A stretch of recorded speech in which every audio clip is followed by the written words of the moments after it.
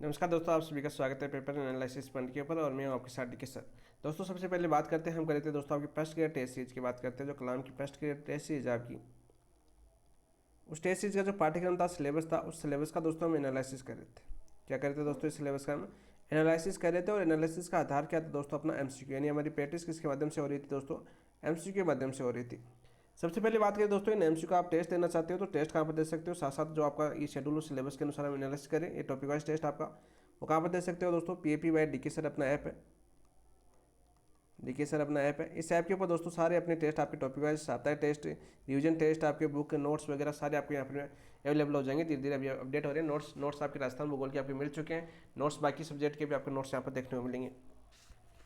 सबसे पहले बात करें, ये माइनर टेस्ट 4 था दोस्तों। माइनर टेस्ट आपका 22 फरवरी 2026 को ये हो चुका है, आप सभी को पता है। और इसके साथ साथ दोस्तों इसका वीडियो एनालिसिस, यानी साप्ताहिक टेस्ट का वीडियो एनालिसिस भी हम कर चुके हैं।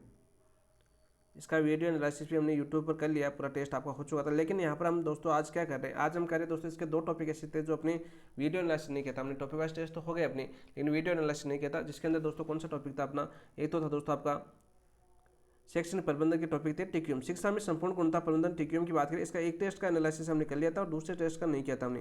तो दोस्तों आज हम टेस्ट नंबर 2 यानी टीक्यूएम का जो टेस्ट नंबर 2 है, इसका एनालिसिस कर रहे हैं। टॉपिक वाइज टेस्ट हुआ था अपना, तो एनालिसिस करें दोस्तों। और सबसे पहले बात करें तो इसके बाद हम दोस्तों प्रमुख संगठन आईएएससी और डाइट आपका एक टेस्ट, आपका एक क्लास आपकी इनकी विशेष रहेगी जो हम जल्द करेंगे। इससे पहले दोस्तों कल हम शुरुआत करेंगे आपकी, कल से शुरुआत होगी और इस बार शनिवार तक हम कंप्लीट कर लेंगे सारे बुक। शनिवार तक यानी बात करें आपकी जो अपना संडे को नेक्स्ट टेस्ट होगा माइनर टेस्ट 5, तो इस बार शनिवार तक अपना लक्ष्य है कि अपने सिलेबस यानी माइनर टेस्ट 5 को पूरा करें। माइनर टेस्ट 5 के सभी टेस्ट का वीडियो एनालिसिस पूरा करें, अपना लक्ष्य है। तो कल से आपकी 2 या 3 क्लास से आपकी शुरुआत में 3 क्लास आएगी, ठीक है, क्योंकि साथ साथ हम कंप्लीट करेंगे सबसे पहले इन टेस्टों को। तो चलिए दोस्तों शुरुआत करते हैं, देखते हैं आज का पहला क्वेश्चन क्या है दोस्तों हमारा। तो पहला क्वेश्चन देखिए अपना क्या है दोस्त, निम्नलिखित कथनों पर विचार कीजिए। निम्नलिखित कथनों पर विचार कीजिए, करते हैं। भौतिक आयाम संस्थान का संरचनात्मक आधार है, परंतु गुणवत्ता की गारंटी नहीं है। परंतु गुणवत्ता की गारंटी नहीं है, सही है क्या दोस्तों आपका? नहीं दोस्तों, बिल्कुल सत्य बात है। बौद्धिक आयाम का संबंध केवल पाठ्य पुस्तक चयन तक सीमित है, नहीं दोस्तों ये आपका गलत हो जाएगा। भावात्मक आयाम संगठनात्मक संस्कृति को प्रभावित करता है, तो बिल्कुल सत्य बात है। आध्यात्मिक आयाम संस्थान को उद्देश्य परक दिशा प्रदान करता है, बिल्कुल राइट। हमें क्या पूछा है? केवल 2 असत्य हैं, केवल 1 और 3 असत्य हैं, केवल 2 और 4 असत्य, सभी असत्य हैं दोस्तों। केवल 2 आपका असत्य है, तो ऑप्शन नंबर 1 आपका राइट आंसर हो जाएगा। ऑप्शन नंबर 1 आपका राइट आंसर हो जाएगा। यहाँ पर बात करते हैं दोस्तों, एक शिक्षण संस्था को 4 आयामों में विभक्त किया गया है। शिक्षण संस्था की बात करें दोस्तों, इस शिक्षण संस्था को कितने आयामों में विभक्त किया गया? आपकी शिक्षण संस्था को आपके 4 आयामों में विभक्त किया गया। कितने आयाम बताएंगे दोस्तों? आपके 4 आयाम। सबसे पहले इन 4 आयामों को पता होना चाहिए दोस्तों। पहला आयाम कौन सा आपका? पहला आयाम है दोस्तों आप भौतिक आयाम, भौतिक आयाम। दूसरा आयाम कौन सा है दोस्तों आपका? दूसरा आयाम बांटा गया था दोस्तों आपके बौद्धिक आयाम, बौद्धिक आयाम। यानी एक शिक्षण संस्था के 4 आयाम होते हैं दोस्तों। पहला होता है आपका भौतिक आयाम, दूसरा होता है आपका बौद्धिक आयाम और तीसरा आयाम होता है दोस्तों आपका कौन सा? मानसिक या भावात्मक आयाम, मानसिक या भावात्मक आयाम। और चौथा आयाम क्या होता है दोस्तों आपका? चौथा आयाम होता है आपका आध्यात्मिक आयाम, आध्यात्मिक आयाम। तो यहाँ से बहुत बार सीधे क्वेश्चन पूछे गए कि आपके एक शिक्षण संस्था को कितने आयाम में विभक्त किया गया है? तो 4 आयामों में विभक्त किया गया। कौन से? आपके भौतिक आयाम के अंदर, बौद्धिक आयाम के अंदर, और इसके अलावा मानसिक या भावात्मक आयाम के अंदर, और इसके अलावा चौथा था आपका आध्यात्मिक आयाम। ये तो आपका सीधा क्वेश्चन पूछा गया। इसके अलावा ये भी पूछा गया कि कौन कौन से तत्व है, यानी भौतिक आयाम के अंदर कौन से तत्व शामिल है, बौद्धिक आयाम में कौन से तत्व शामिल है, मानसिक या भावात्मक आयाम में कौन से तत्व शामिल है, आध्यात्मिक आयाम में कौन से तत्व शामिल है। ये क्वेश्चन भी आपके एग्जाम में पूछा गया है। ये क्वेश्चन भी आपका पूछा गया। भौतिक आयाम जैसे आप भवन संरचना, जैसे विद्यालय की संरचना कैसी है, तो आप संरचना को ले सकते हो, ठीक है। जो आपके तत्व आता है किसमें आता है? आपका भौतिक आयाम के अंदर आता है। जो आपके विद्यालय के अंदर जो काम करते हो कार्मिक, वो किसमें आते हैं दोस्तों? आपके भौतिक आयाम के अंदर आते हैं आपके। इसके अलावा दोस्तों आपका जो नियम व विनियमन है, नियम व विनियम, ये भी किसमें आते हैं दोस्तों? आपके भौतिक आती है दोस्तों, किसमें? भौतिक आयाम के अंदर। इसके अलावा दोस्तों जो प्रोटोकॉल होते हैं, प्रोटोकॉल होते हैं, वो भी किसमें आते हैं दोस्तों? आपके भौतिक आयाम के अंदर आते हैं प्रोटोकॉल। सीधे सीधे क्वेश्चन पूछे गए कौन से तत्व आपके भौतिक आयाम में आते हैं। और बौद्धिक आयाम की बात करें दोस्तों, बौद्धिक आयाम में कौन से आते हैं आपके? जैसे पाठ्यक्रम आ गया आपका, कौन सा हो गया अपना? पाठ्यक्रम हो गया, किसमें आता है दोस्तों? आपके बौद्धिक आयाम के अंदर आता है। इसके अलावा दोस्तों आपके शिक्षण अधिगम प्रक्रिया, शिक्षण अधिगम प्रक्रिया, पूछे एक पर्सन बार बार बता रहा हूँ। ये किस में आता है दोस्तों? आपके बौद्धिक आयाम में बार बार पूछा गया आपका क्वेश्चन है। इसके अलावा दोस्तों आपके मूल्यांकन किस में आता है दोस्तों? आपके बौद्धिक आयाम के अंदर आता है मूल्यांकन। ये भी किस में आता है दोस्तों? आपके बौद्धिक आयाम के अंदर आते हैं। शिक्षक और आपके छात्रों के मध्य जो बौद्धिक वार्तालाप होता है वो भी किस में आता है? आपका बौद्धिक आयाम। मानसिक और भावात्मक की बात करें तो दोस्तों आपका जुड़ाव, इसके अंदर क्या आता है? आपका जुड़ाव की बात करते हैं दोस्तों आपका कर्मचारियों के प्रति चिंता, कर्मचारियों के प्रति चिंता। इसके अलावा जैसे बात करें हम आपके संगठनात्मक माहौल, ये सभी किसमें आते हैं दोस्तों? आपके मानसिक एवं भावात्मक आयाम के अंदर आते हैं। और इसके अलावा चौथा था दोस्तों आपके आध्यात्मिक, यानी बात करें आपके जैसे लक्ष्य, नवाचार, लक्ष्य हो गया अपना, नवाचार हो गया, कोई भी नवाचार है वो किसमें आता है दोस्तों? आपके आध्यात्मिक आयाम के अंदर आता है। ठीक है, प्रयोग, नई कला की खोज, इसके अलावा दोस्तों काम करने के तरीके, ये सारे के सारे किसमें आते हैं दोस्तों? आपके आध्यात्मिक आयाम के अंदर आते हैं। तो सीधे सीधे क्वेश्चन यहाँ से बहुत बार आपका क्वेश्चन पूछा गया है, तो मोस्ट इंपोर्टेंट समझ सकते हो इस क्वेश्चन को। क्या समझ सकते हो दोस्तों? Most important. और दोस्तों मानव क्षमता के विकास पर जोर किसने दिया था? आपके अमर्त्य सेन ने दिया था। किसने दिया था दोस्तों? आपके अमर्त्य सेन ने दिया था। ये भी क्वेश्चन आपका पूछा जा चुका है। तो दूसरा आपका असत्य है, बाकी सभी सही है, तो राइट आंसर हो जाएगा ऑप्शन नंबर 1। नेक्स्ट क्वेश्चन की बात करते हैं। देखो कथन ये दे रखा है, अमर्त्य सेन के अनुसार गुणवत्तापूर्ण शिक्षा मानव क्षमताओं के विस्तार का साधन है। बिल्कुल सत्य बात है दोस्तों। पहला कथन आपका बिल्कुल सत्य है। मानव क्षमताओं का विकास केवल भौतिक संसाधनों की उपलब्धता पर निर्भर करता नहीं दोस्तों, भौतिक पर भी करता है आपका, बौद्धिक पर भी करता है आपका, भौतिक पर भी करता है आपका, 4 आयामों पर करता है दोस्तों। बौद्धिक हो गया दोस्तों, कौन सा हो गया आपका? मानसिक हो गया दोस्तों आपका, इसके अलावा दोस्तों आपका आध्यात्मिक हो गया, यानी 4 आयामों पर निर्भर करता है, 4 आयामों पर निर्भर करता है, आयामों पर क्या करता है दोस्तों? निर्भर करता है। तो हमारा दूसरा कथन हो जाएगा, यदि कारण है वो आपका गलत हो जाएगा। तो ए सत्य है और आर असत्य है, तो राइट आंसर क्या हो जाएगा दोस्तों? आपका ऑप्शन नंबर 3। क्या हो जाएगा दोस्तों? आपका ऑप्शन नंबर 3 आपका राइट आंसर हो जाएगा। नेक्स्ट क्वेश्चन की ओर बढ़ते हैं दोस्तों। देखो टेकियम की अवधारणा में आध्यात्मिक आयाम को शामिल करने का मूल औचित्य क्या था? ये भी अच्छा क्वेश्चन पूछा गया आपके एग्जाम के अंदर कि TQM total quality management in education की अवधारणा में आध्यात्मिक आयाम को शामिल करने का मूल औचित्य क्या है? संस्थान को धार्मिक स्वरूप प्रदान करना, संस्थान की कार्यप्रणाली को लक्ष्य उन्मुख, नवाचारी एवं सामाजिक रूप से उत्तरदायी बनाना, भौतिक संसाधन की कमी पूर्ति करना, नहीं दोस्तों, प्रशासनिक नियंत्रण को सुदृढ़ करना, नहीं दोस्तों, संस्थान को धार्मिक स्वरूप प्रदान करना, नहीं दोस्तों, संस्थान की कार्यप्रणाली को लक्ष्य उन्मुख करना, नवाचारी एवं सामाजिक रूप से उत्तरदायी बनाना है किसका काम था? आध्यात्मिक आयाम का मूल औचित्य था। तो ऑप्शन नंबर 2 आपका राइट आंसर हो जाएगा। क्या जाएगा दोस्तों? आपका ऑप्शन नंबर 2 आपका राइट आंसर हो जाएगा। नेक्स्ट क्वेश्चन की बात करते हैं दोस्तों। नेक्स्ट क्वेश्चन क्या अपना देखिए, शिक्षा के प्रणाली या तंत्र दृष्टिकोण के संदर्भ में निम्नलिखित कथनों पर विचार कीजिए। शिक्षा की प्रणाली या तंत्र दृष्टिकोण के संदर्भ में निम्नलिखित कथनों पर हमें विचार करना है। शिक्षा प्रणाली के घटक परस्पर अन्योन्य आश्रित होते हैं। कैसे होते हैं दोस्तों? आपके घटक परस्पर अन्योन्य आश्रित होते हैं। ये एग्जाम में बहुत बार पूछा गया है, मोस्ट इंपोर्टेंट क्वेश्चन आपका, मोस्ट इंपोर्टेंट, बार बार पूछा गया दोस्तों। घटक परस्पर क्या होते हैं? आपके अन्योन्य आश्रित होते हैं। कैसे होते हैं दोस्तों? आपके अन्योन्य आश्रित होते हैं। ये इंपोर्टेंट शब्द है आपका, याद कर लेना दोस्तों। यानी प्रत्येक शिक्षण संस्थान में प्रणाली घटक यानी उप प्रणालियों से मिलकर बना होता है, यानी जो अन्योन्य आश्रित होते हैं। एक उप प्रणाली में परिवर्तन का प्रभाव अन्य उप प्रणालियों पर पड़ सकता है। एक उप प्रणाली में परिवर्तन का प्रभाव अन्य उप प्रणालियों पर पड़ सकता है, बिल्कुल पड़ सकता है दोस्तों, बिल्कुल सत्य बात है दोस्तों। ये भी गुणवत्ता सुनिश्चित करने के लिए प्रत्येक घटक का पृथक विश्लेषण पर्याप्त है, नहीं दोस्तों, गुणवत्ता सुनिश्चित करने के लिए प्रत्येक घटक का पृथक विश्लेषण पर्याप्त है, नहीं दोस्तों, पर्याप्त नहीं है। पर्याप्त घटने संरचना, कार्मिक संसाधन, गतिविधि आदि सभी से मिलकर होना चाहिए। समग्र गुणवत्ता प्रबंधन हेतु संस्थान को एक पूर्ण जीव के रूप में देखना आवश्यक है, बिल्कुल राइट। समग्र गुणवत्ता प्रबंधन हेतु संस्था को एक पूर्ण जीव, होल ऑर्गेनिज्म के रूप में देखना आवश्यक है, बिल्कुल राइट, बिल्कुल सत्य बात है दोस्तों। तो राइट आंसर क्या हो जाएगा? 1, 2, 4 आपका सत्य है, तो ऑप्शन नंबर 1 आपका राइट आंसर हो जाएगा। बहुत ही अच्छा क्वेश्चन पूछा गया ये भी आपके एग्जाम के अंदर, तो ऑप्शन नंबर 1 आपका राइट आंसर दोस्तों। नेक्स्ट क्वेश्चन की ओर बढ़ते हैं दोस्तों। नेक्स्ट क्वेश्चन क्या अपना देखिए, मुखोपाध्याय एवं नरूला के अनुसार शिक्षण संस्थान को एक प्रणाली मानते हुए इनमें से कौन सा घटक उसकी उप प्रणालियों में शामिल नहीं है? एक तो थे आपके मुखोपाध्याय, दूसरे थे एक नरूला के अनुसार शिक्षण संस्थान को एक प्रणाली मानते हुए इनमें से कौन सा घटक उसकी उप प्रणालियों में शामिल नहीं है? पहला ऑप्शन दे रखा है वित्तीय प्रबंधन, दूसरा ऑप्शन दे रखा है छात्र सेवाओं का प्रबंधन, तीसरा ऑप्शन दे रखा है राष्ट्रीय पाठ्यचर्या रूपरेखा का निर्माण, चौथा ऑप्शन दे रखा है दोस्तों आपके संपर्क एवं पारस्परिक संवाद का प्रबंधन। तो राइट आंसर क्या हो जाएगा दोस्तों आपका ऑप्शन नंबर 3, राष्ट्रीय पाठ्यचर्या एवं रूपरेखा का निर्माण उपप्रणाली में शामिल नहीं है। ऑप्शन नंबर 3 आपका राइट आंसर। तो यहाँ पर बात करें दोस्तों मुखोपाध्याय और नरूला की बात करें तो लगभग आपके 10 घटक बताए थे इन्होंने। कौन कौन से घटक बताए थे दोस्तों? इनके घटक की बात करें जो इन्होंने घटक बताए थे, जिनमें से इनका पहला घटक कौन सा था आपका? विजन, मिशन और लक्ष्य। कौन सा था आपका?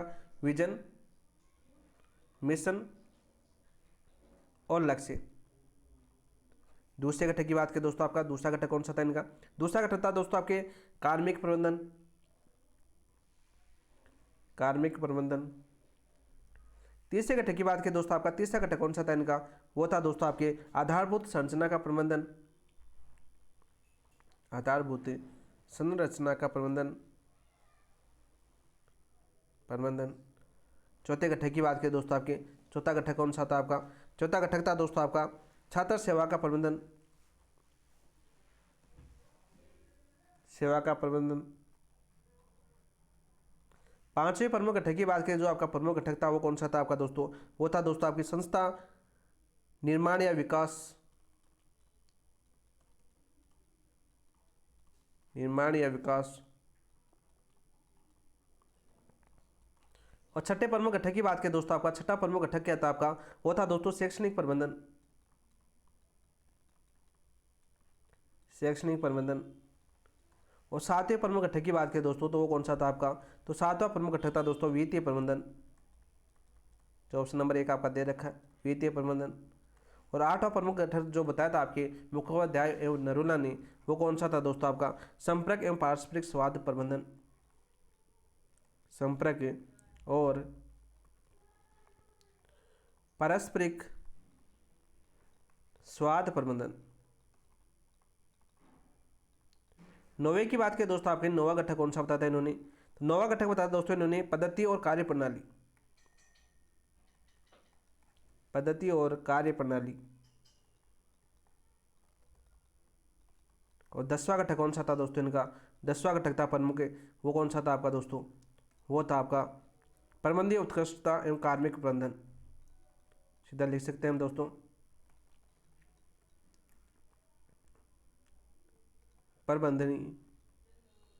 प्रबंधकीय उत्कृष्टता। ये घटक किसने बताए थे दोस्तों? 10 के 10 ये बताए थे आपके मुखोपाध्याय एवं नरूला के अनुसार। ठीक है, तो यहाँ पर हमें पूछा गया है कि मुखोपाध्याय एवं नरूला के अनुसार शिक्षण संस्थान को एक प्रणाली मानते हुए, शिक्षण संस्थान को क्या मानते हुए? प्रणाली मानते हुए निम्न में से कौन सा घटक उसकी उप प्रणालियों में शामिल नहीं है? तो राष्ट्रीय पाठ्यचर्या रूपरेखा का निर्माण इसमें शामिल नहीं है, बाकी ये सारे शामिल आपके कितने? 10 घटक आपके शामिल है। तो ऑप्शन नंबर 3 आपका राइट आंसर हो जाएगा। नेक्स्ट क्वेश्चन की बात करते हैं दोस्तों। नेक्स्ट क्वेश्चन क्या है? ओगावा एवं कॉलम के अनुसार शिक्षा में गुणवत्ता संकेतों के उपयोग की संख्या कितनी बताई इन्होंने? बताओ भाई, कितने बताई थी? ओगावा और कॉलम की बात करते हैं आपके ने शिक्षा संकेतों को के उपयोग की संख्या कितनी बताई? 3, 4, 5 या 6? तो राइट आंसर हो जाएगा दोस्तों आपकी 5। कितनी बताया दोस्तों इन्होंने? 5 बताया। कौन कौन सी? पहला बताया दोस्तों इन्होंने विवरण, पहला क्या बताया दोस्तों इन्होंने? विवरण। दूसरे की बात करें दोस्तों, दूसरा क्या बताया इन्होंने? मूल्यांकन, इवोल्यूशन।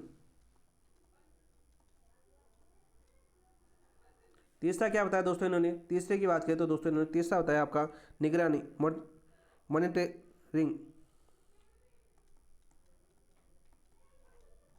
चौथा क्या बताया दोस्तों इन्होंने? चौथा संकेतक क्या बताया दोस्तों इन्होंने? वैल्यू यानी मूल्य निर्णय।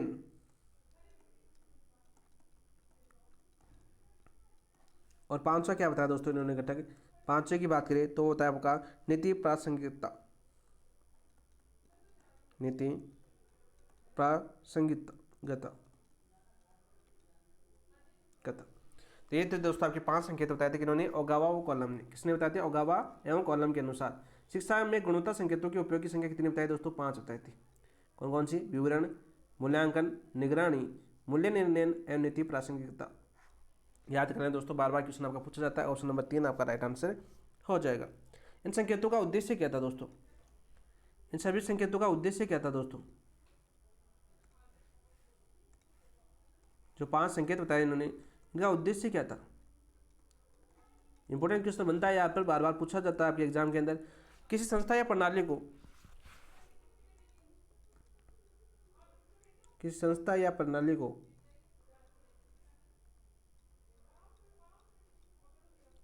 को उसके घटकों के माध्यम से, उसके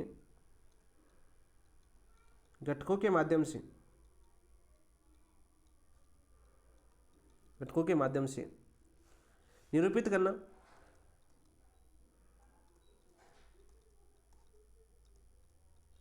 तथा बताना कि ये घटक कैसे संस्था से संबंधित है, संस्था से संबंधित है तथा समय के साथ कैसे बदलते हैं, तथा समय के साथ कैसे बदलते हैं। ये इनका उद्देश्य था। यानी इस घटकों का बात करें, 5 बताए थे ओगावा कॉलम ने। इनका प्रमुख उद्देश्य क्या था? इनका उद्देश्य था किसी संस्था या प्रणाली को उसके घटकों के माध्यम से निरूपित करना तथा बताना कि ये घटक कैसे संस्था से संबंधित है तथा समय के साथ कैसे बदलते हैं। तो राइट आंसर क्या हो जाएगा दोस्तों? कितने घटक बताए थे इन्होंने? 5 बताए थे। कितने संकेतक बताए थे दोस्तों? 5। कौन कौन से? विवरण, मूल्यांकन, निगरानी, मूल्य निर्णय और नीति प्रासंगिकता। ऑप्शन नंबर 3 आपका राइट आंसर हो जाएगा। नेक्स्ट क्वेश्चन की बात करते हैं दोस्तों। यहाँ से सीधा क्वेश्चन पूछा जाता है, बहुत बार क्वेश्चन आपके एग्जाम में देखने को मिला है। क्या क्वेश्चन है? शिक्षण संस्था के प्रमुख गुणवत्ता संकेतों के अंतर्गत निम्नलिखित में से कौन से घटक सम्मिलित है? कौन से घटक सम्मिलित है दोस्तों? पाठ्यचर्या, योजना एवं डिजाइन बिल्कुल सम्मिलित है दोस्तों। लक्ष्य उद्देश्य की दिशा, पाठ्यक्रम विकास, अकादमिक लचीलापन, विभिन्न दृष्टिकोण, क्रियाविधि शामिल होती है किसके अंदर? पाठ्यचर्या, योजना और डिजाइन के अंदर। पाठ्यक्रम में संचालन एवं मूल्यांकन, ये भी आपका सम्मिलित है दोस्तों। अनुसंधान विकास एवं विस्तार, अनुसंधान विकास एवं विस्तार, यह भी आपका इसमें सम्मिलित घटक। बुनियादी ढांचा और अधिगम संसाधन, बुनियादी ढांचा एवं अधिगम संसाधन, ये भी आपके शामिल है दोस्तों इसके अंदर। इंफ्रास्ट्रक्चर एंड लर्निंग रिसोर्स, छात्र सहयोग एवं उनकी प्रगति, स्टूडेंट सपोर्ट्स एंड प्रोग्रेशन की बात करें, उनकी प्रगति, ये भी आपके शामिल है। संगठन एवं प्रबंधन की बात करें, ऑर्गेनाइजेशन एंड मैनेजमेंट की बात करें, ये भी आपका सम्मिलित है। स्वस्थ प्रक्रिया यानी हेल्थी प्रैक्टिस, ये भी आपके दोस्तों किसमें आपकी शामिल की गई। यानी बात करें प्रमुख घटक, यानी जो आपके शिक्षण संस्था के प्रमुख गुणवत्ता संकेतों के अंतर्गत है, निम्नलिखित में से कौन से घटक शामिल है दोस्तों? सातों के सातों शामिल है। सातों के सातों शामिल है। तो सही कोट की बात करें तो आपका उपरोक्त सभी आपका राइट आंसर हो जाएगा ऑप्शन नंबर डी। क्या राइट आंसर हो जाएगा दोस्तों? आपका ऑप्शन नंबर डी आपका राइट आंसर हो जाएगा। याद करना दोस्तों, यहाँ से सीधे पूछे जाते हैं कि आपकी शिक्षण संस्था के प्रमुख गुणवत्ता संकेतों में कौन सा शामिल नहीं है। इस प्रकार क्वेश्चन आपका एग्जाम में पूछा गया कौन कौन से शामिल है, तो 3 का कोट आपका आ चुका है, तो हमने 7 के साथ आपको एक साथ करवा दिए। सातों के सातों याद करना, पाठ्यचर्या, योजना एवं डिजाइन, पाठ्यक्रम संचालन एवं मूल्यांकन, अनुसंधान विकास एवं विस्तार, बुनियादी ढांचा एवं अधिगम संसाधन, छात्र सहयोग एवं उनकी प्रगति, संगठन एवं प्रबंधन, स्वस्थ प्रक्रिया। तो ये सारे के सारे दोस्तों शिक्षण संस्था के प्रमुख गुणवत्ता संकेतों के अंतर्गत शामिल है दोस्तों। तो राइट आंसर हो जाएगा option number D. Next question की बात करते हैं, नेक्स्ट क्वेश्चन की ओर बढ़ते हैं दोस्तों। शिक्षा के क्षेत्र में उपभोक्ताओं यानी कस्टमर इन एजुकेशन, शिक्षा के क्षेत्र में उपभोक्ताओं यानी कस्टमर्स इन एजुकेशन के संदर्भ में निम्नलिखित में विचार कीजिए। करते हैं भाई। सबसे पहले बात करें शिक्षा के सेवा क्षेत्र होने का, शिक्षा क्या आपका एक सेवा क्षेत्र है। याद करना दोस्तों, शिक्षा कैसा क्षेत्र आपका? सेवा क्षेत्र है। शिक्षा सेवा क्षेत्र होने के कारण इसमें बाह्य और आंतरिक दोनों प्रकार के उपभोक्ता सम्मिलित होते हैं। बिल्कुल राइट। यानी सीधा सा क्वेश्चन पूछा जाता है, शिक्षा क्षेत्र है दोस्तों, सीधा यहाँ से क्वेश्चन पूछा जाएगा आपका। शिक्षा क्षेत्र की बात करें, कैसा क्षेत्र है आपका दोस्तों? सेवा क्षेत्र है। कितने भागों में बांटा गया दोस्तों? यानी उपभोक्ता कितने प्रकार की होती है दोस्तों? 2 प्रकार की उपभोक्ता होता है शिक्षा क्षेत्र के अंदर। कितने प्रकार के उपभोक्ता होते हैं आपके दोस्तों? 2 प्रकार के उपभोक्ता होते हैं। कौन कौन से उपभोक्ता होते हैं दोस्तों? आपका एक होते हैं दोस्तों आपके बाह्य उपभोक्ता, और दूसरे कौन से होते हैं दोस्तों? आपके आंतरिक उपभोक्ता। दूसरे कौन से होते हैं आपके? आंतरिक उपभोक्ता। ये 2 उपभोक्ता के अंदर बांटा गया किसको? आपके शिक्षा क्षेत्र को। ठीक है। बात करें बाह्य उपभोक्ता को दोस्तों 3 प्रकार में बांटा गया। कितने प्रकार में बांटा गया दोस्तों? 3 भागों में बांटा गया। कौन कौन से आपके 3 भाग? यहाँ पर लिख देता हूँ आपके तीनों भाग। 3 भागों के अंदर दोस्तों बांटा गया किसको? बाह्य उपभोक्ता। जिसमें क्या शामिल होते हैं दोस्तों? पहले होते हैं आपके प्राथमिक उपभोक्ता। यहाँ से बार बार क्वेश्चन पूछा जाता है। पहले आते हैं दोस्तों आपके प्राथमिक उपभोक्ता। दूसरे कौन से आते हैं दोस्तों? आपके द्वितीयक उपभोक्ता।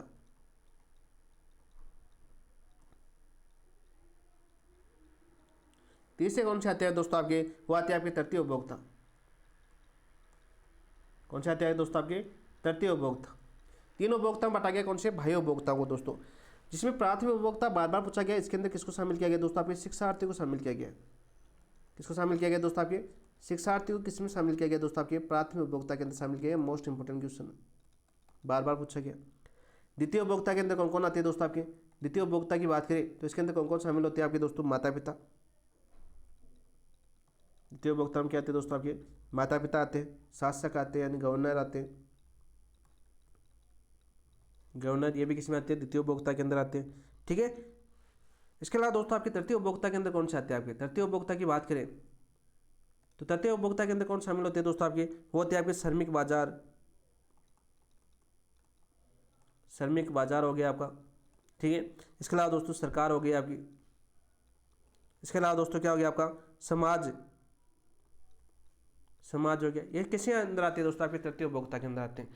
वही दोस्तों आंतरिक उपभोक्ता की बात करते हैं आपके, इसके अंदर दोस्तों आपके अध्यापक आते हैं आपके। कौन आते हैं आपके, अध्यापक। बार बार ये क्वेश्चन पूछा गया है दोस्तों, अध्यापक किसमें शामिल होते हैं आपके, आंतरिक उपभोक्ता के अंदर आते हैं। जो इसके साथ ही साथ दोस्तों आपके जो सहायक कार्मिक है, सहायक कार्मिक,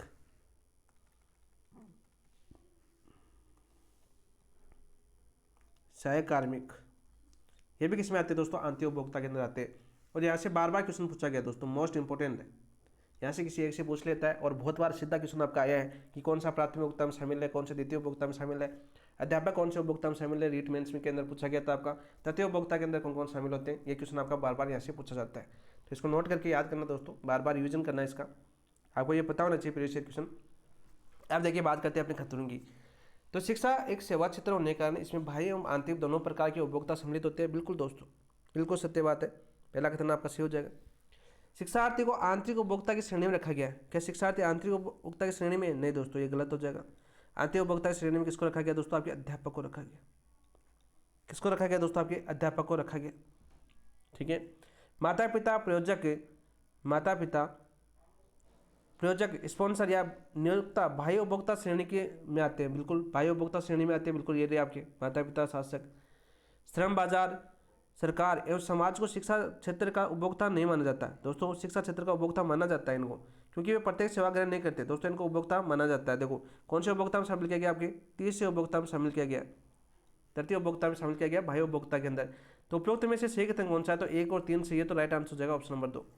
राइट आंसर क्या हो जाएगा दोस्तों आपका, ऑप्शन नंबर 2 आपका राइट आंसर हो जाएगा। बहुत ही अच्छा क्वेश्चन पूछा गया था, सोचने वाला, विचार विमर्श करने वाला, विश्लेषणात्मक क्वेश्चन था आपका, और बहुत ही अच्छे क्वेश्चन आ रहे हैं वर्तमान 2025 के अंदर, तो देख सकते हो दोस्तों आपका। नेक्स्ट क्वेश्चन की ओर बढ़ते हैं दोस्तों। नेक्स्ट क्वेश्चन क्या अपना देखिए, डेमिंग के गुणवत्ता दर्शन के संदर्भ में निम्नलिखित कथनों पर विचार कीजिए। अब दोस्तों यहाँ पर सबसे पहले याद करना, गुणवत्ता दर्शन किसने दिया था, आपके डेमिंग ने। यहाँ पर बात करते हैं दोस्तों सबसे पहले डेमिंग की, डेमिंग की बात करते हैं। ठीक है, डेमिंग ने दोस्तों एक सिद्धांत दिया था, कौन सा आपका, इन्होंने सिद्धांत दिया था आपका दोस्तों श्रृंखला प्रतिक्रिया सिद्धांत। कौन सिद्धांत दिया था इन्होंने दोस्तों, श्रृंखला प्रतिक्रिया सिद्धांत, श्रृंखला प्रतिक्रिया सिद्धांत दिया था आपका। तो सीधा क्वेश्चन आपका पूछा जाता है कि श्रृंखला प्रतिक्रिया सिद्धांत किसके द्वारा दिया गया था, तो डेमिंग द्वारा दिया गया था। और डेमिंग को आप जानते हैं दोस्तों टिक्योम के जनक कहलाते हैं। क्या कहलाते हैं दोस्तों, टिक्योम के जनक कहलाते हैं। पीडीसीए चक्कर भी दोस्तों इन्होंने दिया था आपका, चक्कर भी इन्होंने दिया था, प्लान डू, ठीक है, प्लान डू चेक एक्ट। यहाँ का क्रम भी पूछा जाता है, इनका क्या अर्थ है, आपका पी का अर्थ क्या है, डी का अर्थ क्या है, सी का अर्थ क्या है, ए का अर्थ क्या है। तो सारे क्वेश्चन मैंने आपको करवाए थे कल वाली क्लास यानी पार्ट नंबर 1 के अंदर। अब बात करते हैं दोस्तों, यानी डेमिंग के गुणवत्ता दर्शन की बात करें यहाँ पर, तो चलो बात करते हैं। गुणवत्ता का सुधार का प्रथम प्रभाव पूर्ण कार्य में कमी है, बिल्कुल सत्य। निरीक्षण आधारित प्रणाली स्थायी गुणवत्ता समाधान है, निरीक्षण आधारित प्रणाली स्थायी गुणवत्ता का समाधान है, नहीं दोस्तों स्थायी गुणवत्ता का समाधान नहीं। कौन सी आपकी निरीक्षण आधारित प्रणाली। भय मुक्त वातावरण नवाचार को प्रोत्साहित करता है, बिल्कुल भय मुक्त वातावरण, यहाँ पर जहाँ पर भय न हो वहाँ पर नवाचार को प्रोत्साहित करता है, बिल्कुल करता है दोस्तों, बिल्कुल सत्य बात है। विभागीय अवरोध हटाना आवश्यक है, नहीं दोस्तों विभागीय अवरोध हटाना आवश्यक है नहीं है। अल्पकालिक लाभ अधिक कमकरण डेमिंग दर्शन का अंग है, बिल्कुल राइट है क्या, नहीं दोस्तों ये आपका गलत हो जाएगा। अल्पकालिक लाभ अधिक कमकरण डेमिंग दर्शन का अंग नहीं है। यहाँ पर विभागीय अवरोध को हटाना आवश्यक है, तो ऑप्शन नंबर 3 आपका सही होगा दोस्तों। ऑप्शन नंबर 3 आपका क्या होगा, आपका सही राइट आंसर होगा। तो 1 3 4 आपका सही कोट है, तो राइट आंसर कौन सा हो जाएगा आपका, ऑप्शन नंबर 1। क्या हो जाएगा दोस्तों आपका, ऑप्शन नंबर 1 आपका राइट आंसर हो जाएगा। नेक्स्ट क्वेश्चन की बात करते हैं दोस्तों। नेक्स्ट क्वेश्चन क्या अपना देखिए, डेमिंग श्रृंखला प्रतिक्रिया सिद्धांत का सही क्रम निर्धारित कीजिए।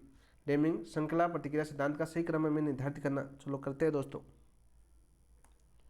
डेमिंग का श्रृंखला प्रतिक्रिया सिद्धांत की बात करते हैं दोस्तों। सबसे पहले क्या आता है आपका, गुणवत्ता की सुधार। सबसे पहले आता है आपका दोस्तों गुणवत्ता में सुधार, यानी गुणवत्ता सुधार, गुणवत्ता में सुधार, ठीक है, सबसे पहला आता है। फिर दोस्तों आपके कम पुनर्विक्रय कम गलती, इसके बाद यानी बात करें कम पुनर्विक्रय कम गलती कम देरी और रुकावटों और समय और सामग्री का बेहतर उपयोग करने के कारण लागत में क्या होनी चाहिए आपकी, कमी। दूसरा चरण है आपका लागत में कमी। फिर दोस्तों इसके बाद तीसरे की बात करें तो उत्पादकता में सुधार, उत्पादकता में सुधार। इसके बाद हम दोस्तों आपकी बेहतर गुणवत्ता और कम कीमत के साथ बाजार पर कब्जा, बाजार पर कब्जा करना। फिर पांचवा दोस्तों आपके व्यापार में रहो,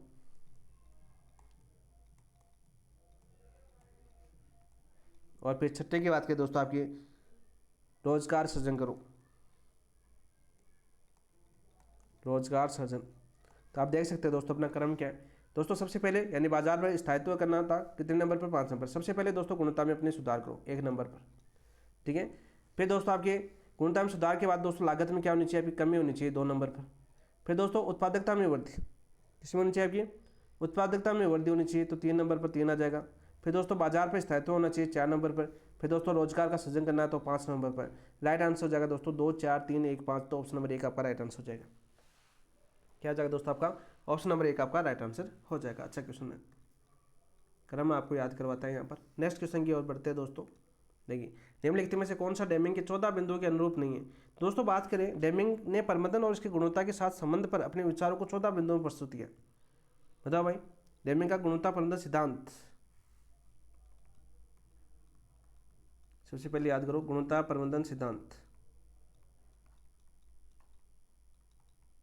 किसका था दोस्तों, आपके डेमिंग। और दोस्तों डेमिंग ने कितने बिंदु प्रस्तुत किए इसके लिए, यानी अपने सुझाव कितने दिए आपके दोस्तों, बताओ भाई, 14 बिंदु। तो सीधा सरल क्वेश्चन भी पूछा जा सकता है कि डेमिंग ने गुणवत्ता प्रबंधन सिद्धांत में कितने बिंदु बताए थे आपके, 14 बिंदु बताए थे।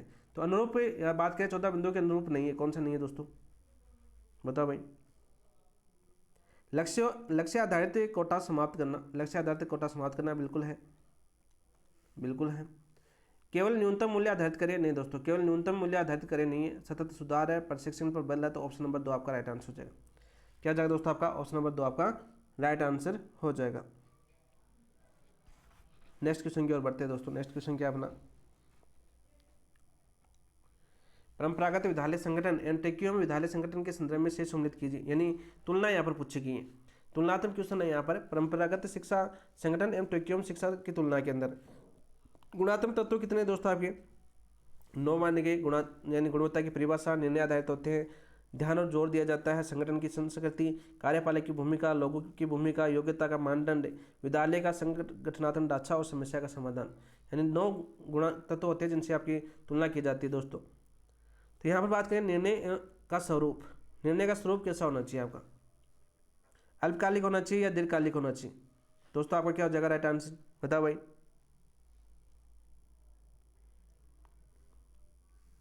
उच्च प्राधिकारी, क्या जाएगा दोस्तों आपका, उच्च प्राधिकारी हो जाएगा। समस्या समाधान संरचना की बात करें दोस्तों, क्या दे रखा है आपका, संरचना दे रखा है, तो किस में आएगा दोस्तों आपके समतल। संरचना कैसी होनी चाहिए दोस्तों आपकी, समतल होनी चाहिए। समस्या समाधान की बात करें दोस्तों आपकी कैसी होनी चाहिए, टीम आधारित होनी चाहिए, क्या टीम आधारित। समस्या समाधान कैसा करना चाहिए, टीम आधारित करना चाहिए। गुणात्मक दृष्टिकोण कैसा होना चाहिए दोस्तों, आपके पदानुक्रमिक होना चाहिए, कैसा होना चाहिए आपका,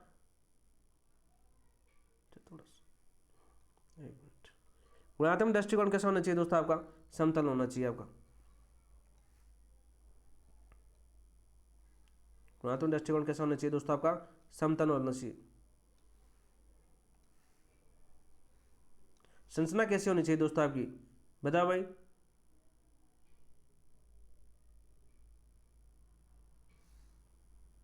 संरचना भी दोस्तों आपकी समतल होनी चाहिए। कैसी होनी चाहिए आपकी? समतल।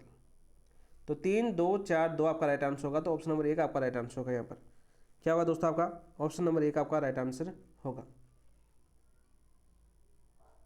विद्यालय का संगठनात्मक ढांचा कैसा होना चाहिए? पदानुक्रमिक होना चाहिए, नौकरशाही एवं स्थिर होना चाहिए, समतल, सपाट, एकीकृत एवं गतिशील होना चाहिए।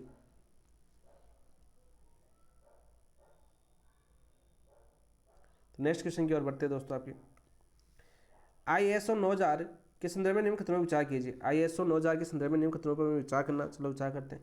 ये गुणवत्ता प्रबंधन की मानक, ये गुणवत्ता प्रबंधन प्रणाली का मानक है। बिल्कुल राइट, बिल्कुल सत्य बात है। मानक है। इसकी स्थापना कब हुई थी दोस्तों? इसकी स्थापना हुई थी दोस्तों 1987 के अंदर। याद करना दोस्तों, इसकी स्थापना कब हुई थी? 1987 के अंदर हुई थी। ठीक है।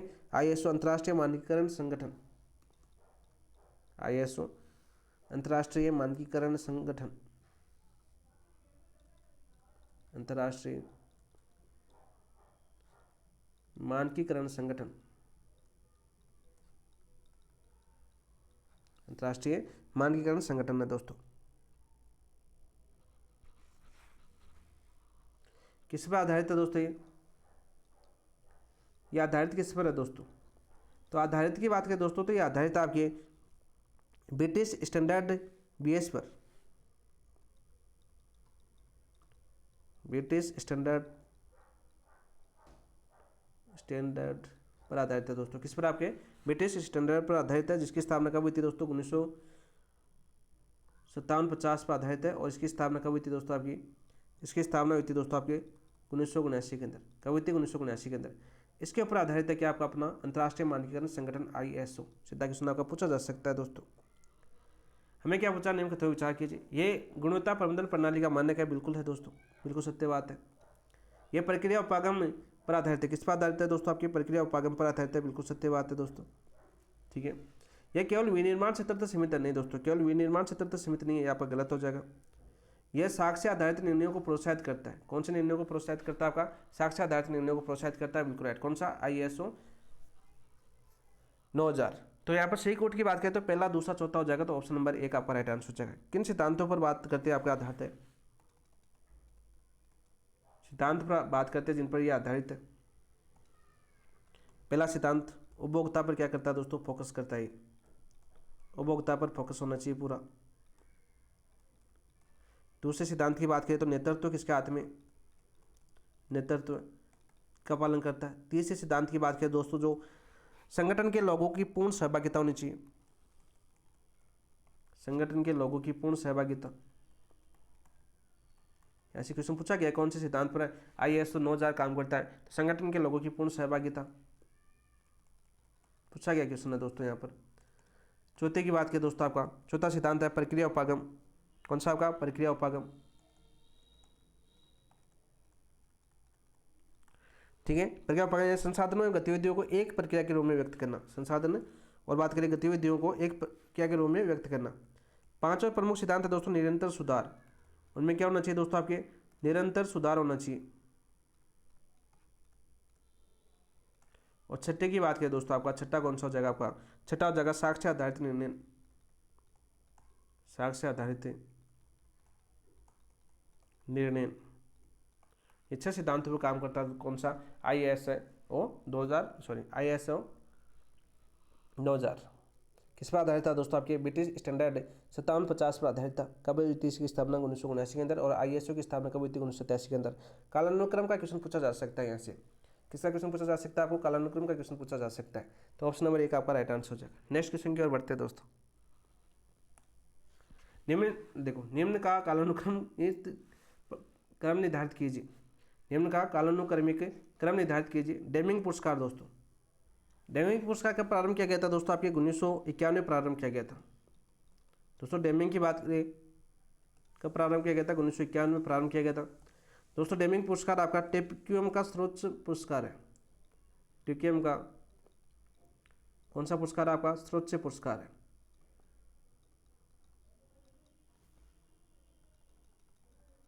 टेक्यूम का क्या है दोस्तों? आपका सर्वोच्च पुरस्कार है। ठीक है। 1951 में दोस्तों ये प्रारंभ हुआ था। किसके द्वारा दिया गया था दोस्तों? आपके जापानी जूस को याद करना, जापानी संस्था थी, जापानी union of scientist and engineers द्वारा दोस्तों इसको प्रारंभ किया गया था। यहाँ पर नोट लगा के याद कर लेना दोस्तों। 1984 में वैश्विक गुणवत्ता पुरस्कार बन गया। 1984 में वैश्विक गुणवत्ता पुरस्कार बन गया। ये चीज़ आपको याद होनी चाहिए, बार बार आपके एग्जाम पूछा गया। डेमिंग पुरस्कार आपके लिए इंपॉर्टेंट है दोस्तों। ISO 9000 की स्थापना कब हुई थी दोस्तों? बताओ भाई। 1987 के अंदर। कब हुई थी दोस्तों आपकी? 1987 के अंदर। QIC की स्थापना 1997 के अंदर हुई थी दोस्तों। कब हुई थी आपकी? 1997 में, 1997 के अंदर किसकी स्थापना हुई थी दोस्तों आपकी? QIC यानी quality council of India. Quality council of India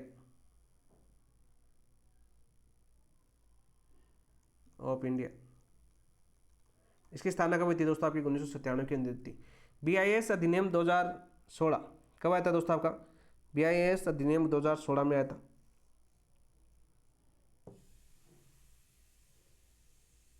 दोस्तों आया कब था आपका? 2016 के अंदर आया, 2016 के अंदर। लेकिन दोस्तों BIS अधिनियम प्रभावी कब हुआ दोस्तों? प्रभावी कब हुआ दोस्तों? ये प्रभावी हुआ दोस्तों आपका 12 अक्टूबर 2017 से। 12 अक्टूबर 2017 से। दोनों चीज़ें आपको याद होनी चाहिए, ठीक है। BIS भारतीय मानक ब्यूरो। BIS का मतलब भारतीय मानक ब्यूरो की बात करें, ब्यूरो ऑफ इंडिया स्टैंडर्ड्स। तो राइट आंसर क्या हो जाएगा? हमें क्रम पूछा था दोस्तों, हमें क्या पूछा था? क्रम पूछा था। तो सबसे पहले तो 1991 में क्या आया था आपका? डेमिंग। फिर दोस्तों 1987 के अंदर ISO 9000 आया था। 1997 के अंदर दोस्तों QIC की स्थापना हुई थी। और 2016 के अंदर बात करें कौन सा आया था आपका? BIS यानी भारतीय मानक ब्यूरो की बात करें, 2016 में यह अधिनियम आया था आपका। तो राइट आंसर क्या हो जाएगा आपका दोस्तों? 1 2 3 4 ऑप्शन नंबर 1 आपका राइट आंसर हो जाएगा। नेक्स्ट क्वेश्चन की ओर बढ़ते हैं दोस्तों। नेक्स्ट क्वेश्चन क्या अपना देखिए। QIC के संदर्भ में निम्न कथनों पर विचार कीजिए। क्वालिटी काउंसिल ऑफ इंडिया के संदर्भ में निम्न कथनों पर विचार कीजिए। स्थापना कब हुई थी दोस्तों? 1997 के अंदर हुई थी। स्थापना कब हुई थी? 1997 के अंदर दोस्तों इसकी स्थापना हुई थी। सही बात है, बिल्कुल सत्य बात है। ये राष्ट्रीय प्रत्यायन ढांचा विकसित करता है। क्या ढांचा विकसित करता है दोस्तों आपका? राष्ट्रीय प्रत्यायन ढांचा विकसित करता है। BIS के अधीन कार्य करता है, यानी भारतीय मानक ब्यूरो के अधीन कार्य करता है क्या? नहीं दोस्तों, भारतीय मानक ब्यूरो के अधीन कार्य नहीं करता है। इसका विजन दोस्तों गुणवत्ता पारिस्थितिकी तंत्र का निर्माण है। बिल्कुल राइट। सीधा क्वेश्चन पूछा जा सकता है, क्वालिटी काउंसिल ऑफ इंडिया का विजन क्या है? गुणवत्ता के लिए एक परितंत्र का निर्माण करना, ठीक है, इकोसिस्टम का निर्माण करना दोस्तों। Creating an ecosystem for quality इसका विजन है। तो दोस्तों पहला, दूसरा और चौथा सही हो जाएगा। तो ऑप्शन नंबर 1 आपका राइट आंसर हो जाएगा। क्या हो जाएगा दोस्तों आपका? ऑप्शन नंबर 1 आपका राइट आंसर हो जाएगा। और दोस्तों यहाँ पर याद करना, QCI की बात करें आपकी, ठीक, क्वालिटी काउंसिल ऑफ इंडिया की बात करें, इसके अधीन दोस्तों 5 बोर्ड का गठन किया गया है। 5 बोर्डों का गठन किया गया है। क्या गठन किया गया है? कौन कौन से 5 बोर्डों का गठन किया गया है यहाँ पर याद करना दोस्तों। सीधा क्वेश्चन पूछा जाता है कि QIC के दिन कौन कौन से बोर्ड आते हैं। पहला आता दोस्तों आपका NBQP। दूसरा संगठन आता है दोस्तों आपका NABCB। तीसरा आपका बोर्ड आपका गठन किया गया NABET। और चौथा आपका संगठन आता है दोस्तों आपका NABH। और दोस्तों पांचवा आपका आता है दोस्तों संगठन कौन सा? आपका NABL। ये 5 बोर्डों का गठन किया गया किसके अधीन दोस्तों? QIC के अधीन। यानी बात करें दोस्तों इसके अधीन दोस्तों 5 बोर्डों का गठन किया गया था। अंतर्गत कौन कौन से आपके? NBQP, NABCB, NABET, NABH और आपके NABL। तो राइट आंसर क्या हो जाएगा दोस्तों आपका? 1 2 और 4 आपका राइट आंसर हो जाएगा। नेक्स्ट क्वेश्चन की बात करते हैं दोस्तों। नेक्स्ट क्वेश्चन क्या है? SEQI के संदर्भ में निम्नलिखित कथनों में से कौन सा असत्य है? सबसे पहले बात करें दोस्तों, SEQI की फुल फॉर्म भी पूछी जा चुकी है। यानी बात करें स्कूल एजुकेशन क्वालिटी इंडेक्स की बात कर रहा है। स्कूल एजुकेशन क्वालिटी इंडेक्स की बात कर रहा है। ठीक है, फुल फॉर्म याद होनी चाहिए। ये नीति आयोग द्वारा जारी किया जाता है। किसके द्वारा जारी किया जाता है दोस्तों आपकी? बताओ भाई, किसके द्वारा जारी किया जाता है? नीति आयोग द्वारा जारी किया जाता है क्या? बिल्कुल राइट, बिल्कुल सत्य बात है दोस्तों। यह एक ईडीआई का उन्नत रूप है। किसका रूप है? ईडीआई का उन्नत रूप है, बिल्कुल राइट। यह 24 संकेतों पर आधारित है। किस पर आधारित है दोस्तों? आपके 24 संकेतों पर आधारित है। यह केवल अधिगम परिणाम पर आधारित नहीं दोस्तों, केवल अधिगम परिणाम पर आधारित नहीं था, तो ऑप्शन नंबर 4 आपका सत्य हो जाएगा। क्या जाएगा दोस्तों? ऑप्शन नंबर 4 आपका असत्य कथन हो जाएगा। याद करना, नोट लगा के। SEQI की बात करते हैं हम। 2019 जारी की कौन करता है दोस्तों? आपके जारी करता है आपका नीति आयोग। कौन से 70 के लिए? 70 की बात करें, क्वेश्चन पूछा जा चुका है ये फर्स्ट ग्रेड के अंदर 2016-17 के लिए, 2016-17 के लिए। ये आपके लास्ट एग्जाम में क्वेश्चन आया था, लास्ट एग्जाम में क्वेश्चन आपका पूछा गया, तो याद करना दोस्तों, ठीक है। SEQI 2019 रिपोर्ट किसने जारी की थी? नीति आयोग ने। किस 70 के लिए? 2016-17 के लिए। सीधा क्वेश्चन आपका पूछा जाता है दोस्तों। SI की बात करें, स्कूल क्वालिटी इंडेक्स, इसमें सहायता किससे प्राप्त की है दोस्तों? कौन सहायता कर रहा है? आपका विश्व बैंक। ये क्वेश्चन भी आपके एग्जाम पूछा जा चुका है। कौन कर रहा है दोस्तों? आपका विश्व बैंक। दोस्तों ये इंडेक्स जारी किया जाता है किसकी सहायता से? विश्व बैंक की सहायता से। इंपॉर्टेंट क्वेश्चन है, मोस्ट 2 बार पूछा जा चुका है आपके एग्जाम के अंदर। नेक्स्ट क्वेश्चन की ओर बढ़ते हैं दोस्तों। नेक्स्ट क्वेश्चन क्या अपना देखिए। PGI के संदर्भ में निम्न कथनों पर विचार कीजिए। PGI के संदर्भ में निम्न कथनों पर हमें विचार करना है। चलो करते हैं दोस्तों।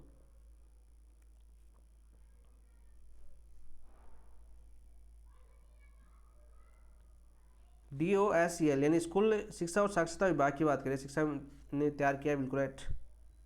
पहला बिल्कुल सत्य दोस्तों। किसने तैयार किया दोस्तों? आपका स्कूल शिक्षा और साक्षरता विभाग, शॉर्ट में पूछा जाएगा आपको, DOSEL लिखा जाएगा आपका। साक्षरता विभाग ने इसको तैयार किया है, बिल्कुल राइट।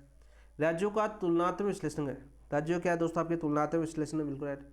केवल इनपुट आधारित नहीं दोस्तों, केवल इनपुट आधारित नहीं है, ठीक है।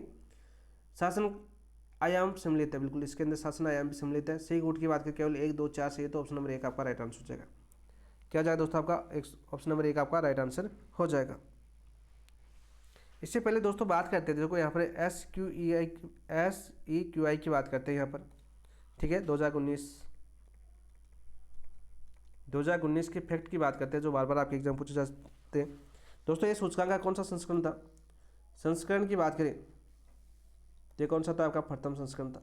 कौन सा संस्करण था आपका दोस्तों? आपका प्रथम संस्करण था। जारी किसने किया था? आपके नीति आयोग ने। किसने जारी किया था दोस्तों? आपके नीति आयोग ने जारी किया था। क्वेश्चन ऐसे बहुत बार पूछे गए, तो इसलिए पूरा कर लेते हैं दोस्तों। किस वर्ष के लिए जारी किया गया था दोस्तों? संदर्भ वर्ष कौन सा था इसका? तो ये क्वेश्चन पूछा जा चुका है संदर्भ वर्ष का, वो था दोस्तों 2016-17। कौन सा था आपका? 2016-17। ये एग्जाम में आ चुका है दोस्तों, ये आपके एग्जाम में पूछा जा चुका है, इंपॉर्टेंट क्वेश्चन है, आ चुका है दोस्तों। इस रिपोर्ट की बात करें, इस रिपोर्ट का नाम क्या था दोस्तों? रिपोर्ट नाम पूछे आपको, तो इसका नाम क्या था दोस्तों? आपका इसी रिपोर्ट का नाम था आपका the success of over school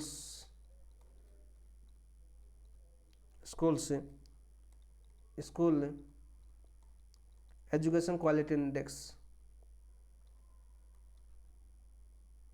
education quality index,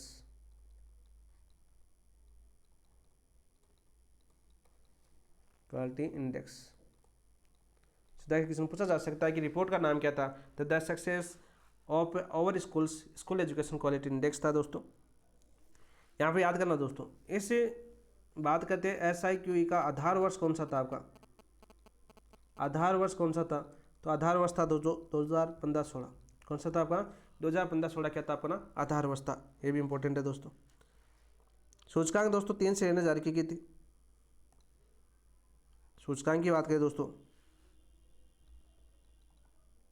कितनी श्रेणियां में जारी की गई थी? 3 श्रेणियां थी। कितनी श्रेणियां थी दोस्तों? आपकी 3 श्रेणियां थी। कब आई थी दोस्तों ये जारी कब की थी नीति आयोग ने? नीति आयोग ने जारी की थी दोस्तों आपकी, नीति आयोग ने जारी कब की थी? 30 सितंबर 2019 को। सारे क्वेश्चन आपके एग्जाम पूछे जा चुके हैं। 3 श्रेणियाँ कौन कौन सी थी दोस्तों, बताओ भाई। सबसे पहले तो इन श्रेणियों में क्या क्या शामिल थे दोस्तों, बात करें 20 बड़े राज्य शामिल थे इसमें,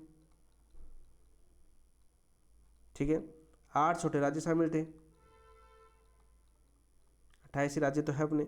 इसके अलावा दोस्तों बात करें 6 केंद्र शासित प्रदेश, 6 यूटी इसके अंदर शामिल किए थे। 3 श्रेणियों के अंदर कौन कौन शामिल किए थे, 20 बड़े राज्य, 8 छोटे राज्य और 6 यूटी आपके शामिल किए थे दोस्तों। ओवरऑल प्रदर्शन की बात करें दोस्तों, 20 बड़े राज्यों के अंदर बात करें दोस्तों, आपके फर्स्ट पे कौन आया था, आपका फर्स्ट पे आया था दोस्तों केरल। सेकंड पे कौन था दोस्तों, आपके सेकंड पर था दोस्तों अपना राजस्थान। 20 बड़े राज्यों में राजस्थान कौन से स्थान पर था, आपका सेकंड के ऊपर था। थर्ड पर कौन था आपका दोस्तों, कर्नाटक। थर्ड पर कौन था अपना, कर्नाटक था दोस्तों। सीधा क्वेश्चन पूछा गया है। यहाँ पर बात करें केरल का कितना था आपका 76.6%, क्योंकि कोट वाले क्वेश्चन आ रहे हैं आपके। 72.86%, ठीक है। और अंतिम राज्य कौन सा था दोस्तों आपका इसके अंदर, बड़े राज्यों के अंदर अंतिम, इंपॉर्टेंट तो जरूरी थोड़ी ऊपर से पूछे नीचे से भी तो पूछ सकता है। तो अंतिम राज्य कौन सा था अपना दोस्तों, यूपी। योगी बाबा जी का जो राज्य है यूपी, इसके अंदर दोस्तों आपके 36.4% था। कितना था आपका, 36.4%। ओवरऑल प्रदर्शन की बात कर रहा है यहाँ पर। छोटे राज्यों के अंदर बात करें दोस्तों, आपके फर्स्ट पर कौन था छोटे राज्यों पर, वो था दोस्तों आपके मणिपुर। कौन था आपका, मणिपुर। और अंतिम कौन सा था दोस्तों, लास्ट, अरुणाचल प्रदेश। अरुणाचल प्रदेश दोस्तों लास्ट था। कितना इसको था, 24.64%। और मणिपुर का कितना था दोस्तों आपके, 68.76%। यूटी की बात करें दोस्तों, आपके यूटी के अंदर दोस्तों आपके जो 6 यूटी शामिल किए थे, उसमें फर्स्ट कौन आया था आपका, चंडीगढ़। फर्स्ट कौन आया था आपका, चंडीगढ़ आया था दोस्तों। 82.9% था ओवरऑल प्रदर्शन। और दोस्तों लास्ट कौन था, लक्षद्वीप। कितना था आपका, 30.88%। तो ये चीज़ें आपको याद होनी चाहिए। 3 श्रेणियाँ थी आपकी, बड़े राज्य थे 20, तो 8 छोटे राज्य थे, 6 केंद्र शासित प्रदेश थे। ओवरऑल प्रदर्शन था दोस्तों, कैसा प्रदर्शन था आपका, ओवरऑल प्रदर्शन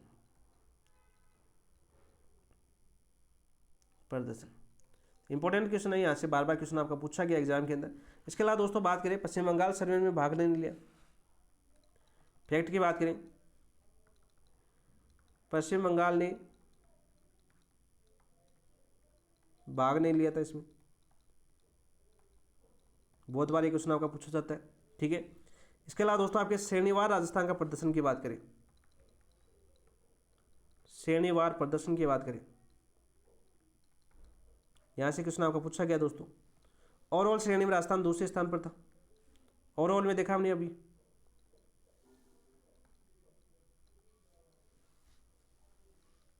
राजस्थान का प्रदर्शन की बात करें, ओवरऑल की बात करें तो सेकंड स्थान पर था। अभी देखा हमने कितने स्थान पर था, सेकंड स्थान पर राजस्थान। वहीं बात करें दोस्तों आउटकम श्रेणी की बात करें तो इसके अंदर भी आपका राजस्थान कौन से स्थान पर था, आपका सेकंड स्थान पर। कौन था अपना, राजस्थान। फर्स्ट पर कर्नाटक था दोस्तों। ये पूछा गया आपका इक्विटी आउटकम, इसके अंदर दोस्तों राजस्थान कौन से स्थान पर था, आपका फर्स्ट स्थान पर कौन था अपना, राजस्थान था। ये क्वेश्चन आपका एग्जाम में पूछा जा चुका है।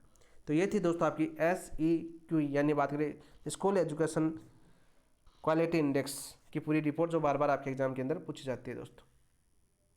अब बात करते हैं दोस्तों अपने नेक्स्ट क्वेश्चन की। देखिए इसका राइट आंसर क्या जाएगा आपका दोस्तों, 1, 2 और 4 आपका राइट आंसर हो जाएगा, ठीक है दोस्तों। प्रथम बार ये सूचकांक जारी होता है, ये भी कौन सा था आपका, निष्पादन ग्रेडिंग सूचकांक था आपका, परफॉर्मेंस ग्रेडिंग इंडेक्स था आपका PGI, निष्पादन ग्रेडिंग सूचकांक था दोस्तों, ठीक है।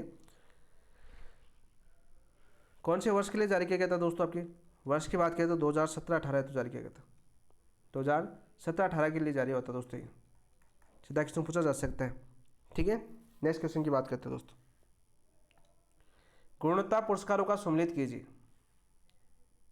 तो बिल्कुल सम्मिलित करते हैं दोस्तों। डेमिंग पुरस्कार दोस्तों किसके द्वारा जारी किया गया था, आपका जापान के द्वारा। कब दोस्तों, 1951 के अंदर। कौन सी कंपनी देती थी, आपकी जूस। किसके द्वारा, जूस के द्वारा। मेलकम बाल्ड्रिज की बात करते हैं दोस्तों, किसकी, मेलकम बाल्ड्रिज के द्वारा। किसका पुरस्कार है दोस्तों, आपके अमेरिका का पुरस्कार है, USA का पुरस्कार है। किसका पुरस्कार है दोस्तों, आपका USA का पुरस्कार है। प्रथम कब दिया गया था दोस्तों, आपके प्रथम की बात करें दोस्तों, ये प्रथम दिया गया था आपका 1988 में। किसके द्वारा? 1988 के द्वारा में दिया गया था। किसके द्वारा दोस्तों?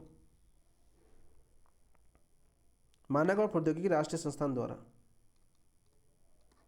मानक और प्रौद्योगिकी का राष्ट्रीय संस्थान द्वारा दिया गया था। कौन सा आपका? Malcolm boundaries. EFQM, European foundation for quality management, ये पुरस्कार है दोस्तों। किसका है दोस्तों? आपका यूरोप का। EFQM की बात करें, European foundation for quality management की बात करें दोस्तों, ठीक है। कब जारी किया गया था दोस्तों? ये स्थापना कब हुई थी दोस्तों इसकी? 1991 के अंदर। प्रथम पुरस्कार कब दिया था दोस्तों इसने? प्रथम पुरस्कार था दोस्तों 1992 में। राजीव गांधी राष्ट्रीय पुरस्कार किसके द्वारा दिया जाता है? भारत के द्वारा। ये तो आप कर ही सकते हो। शुरुआत कब हुई थी दोस्तों? 1991 में।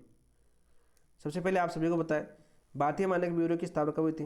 भारतीय मानक ब्यूरो BIC की बात करें, स्थापना कब होती है दोस्तों? आपकी स्थापना होती है 1991 के अंदर। और प्रथम पुरस्कार कब दिया गया था दोस्तों? आपका प्रथम पुरस्कार दिया गया था 1992 के अंदर। और अब दोस्तों प्रतिवर्ष दिया जा रहा है। प्रतिवर्ष 1992 के बाद प्रतिवर्ष दिया जा रहा है। यहाँ से कालानुक्रम क्वेश्चन बन सकता है। तो राइट आंसर क्या जाएगा? 1 2 3 4, तो ऑप्शन नंबर 1 आपका राइट आंसर हो जाएगा। नेक्स्ट क्वेश्चन की बात करते हैं। क्या दे रखा दोस्तों? नेक्स्ट क्वेश्चन आपका देखिए, PGI 2.0 2021-22 2021-22 है तो PGI 2.0 जारी हुई थी। कुल कितने संकेतक थे दोस्तों इसके अंदर? 73 संकेतक शामिल किए गए थे, बिल्कुल राइट। प्रमुख श्रेणियाँ कितनी थी दोस्तों आपकी? 2 श्रेणियाँ थी, बिल्कुल राइट। कौन कौन सी आपकी? पहली थी दोस्तों आपकी प्रतिफल,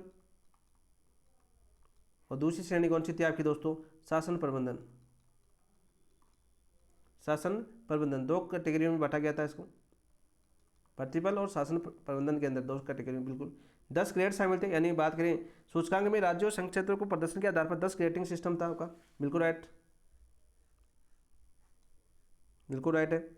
जिला स्तरीय रैंकिंग थी दोस्तों, जिला स्तरीय रैंकिंग नहीं दोस्तों, जिला स्तरीय रैंकिंग नहीं थी, ठीक है। सी गुट की बात करें तो पहला दूसरा तीसरा आपका राइट आंसर हो जाएगा। पहला दूसरा तीसरा आपका राइट आंसर हो जाएगा, ठीक है दोस्तों। दोस्तों आप सभी को बताएं, यहाँ पर नोट लगा के याद कर लेना। परचेस्ट ऑफ फर्स्ट की बात करते हैं। परचेस्ट ऑफ फर्स्ट कैटेगरी की बात करें, 10 ग्रेडिंग सिस्टम के अंदर एक थी आपकी परचेस्ट ऑफ फर्स्ट। इसमें कोई भी शामिल नहीं था, कोई शामिल नहीं, कोई भी शामिल नहीं हो पाया दोस्तों। परचेस्ट ऑफ सेकेंड की बात करते हैं दोस्तों, 2 की बात करते हैं। इसमें दोस्तों पंजाब एवं चंडीगढ़ शामिल हुए थे, पंजाब और चंडीगढ़ को शामिल हुए थे, यानी रैंकिंग दी गई थी। इसके अलावा दोस्तों परचेस्टा 3 में 6 आए थे दोस्तों आपके,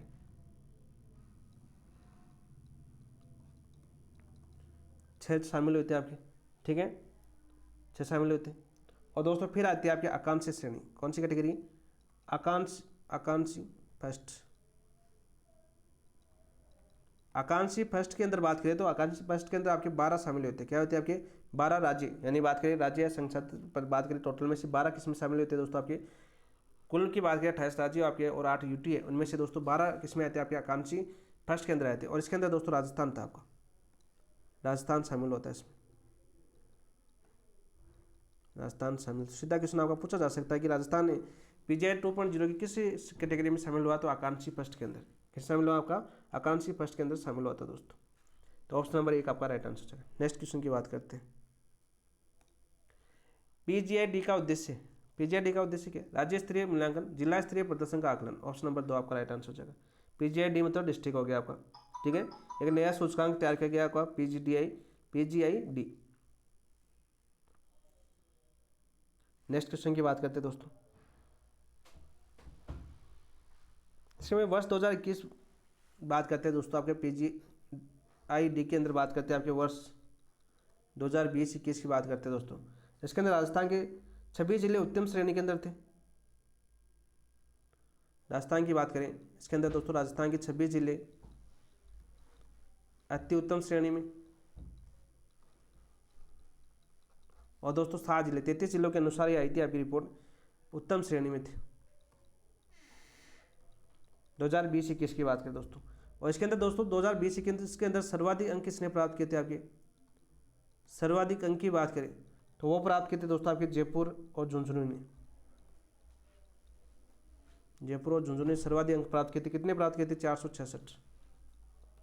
कितने प्राप्त किए थे दोस्तों? आपके 466 प्राप्त किए थे। और न्यूनतम की बात करें दोस्तों, आपके न्यूनतम अंक किसने प्राप्त किए थे इस श्रेणी के अंदर? इसके अंदर दोस्तों आपके बांसवाड़ा को न्यूनतम मिले थे।